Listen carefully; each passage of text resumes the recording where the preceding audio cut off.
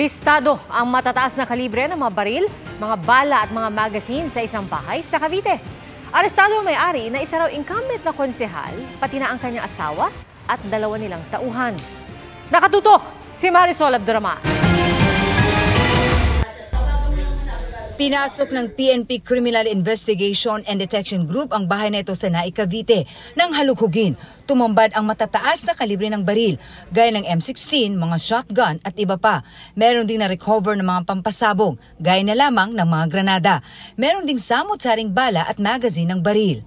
Arestado ang suspect na hindi pinangalanan ng CIDG pero isa raw incumbent na konsehal ng Naik. Arestado rin ang kanyang asawa at dalawa nilang tauhan. Ito po ay konsehal ng bayan ng Naik. At nabiglaran po kami bakit marami siyang baril na ganito na ipinagbabawal.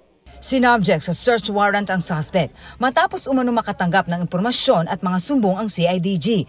Sinusubukan pa naming makuha ang panig ng mga suspect na sumailalim kanina sa inquest. Lalo raw pinaigting ng CIDG ang kanilang operasyon laban sa mga loose firearm, lalo na't posible raw magamit ang mga ito sa darating na eleksyon. Para ma-prevent po yung mga kaguluhan na mangyayari sa darating na eleksyon. Mababawasan na po natin yung mga mangyayaring mga kaguluhan, pang-harassment. Para sa GMA Integrated News, Marisol Abduraman, nakatuto 24 oras.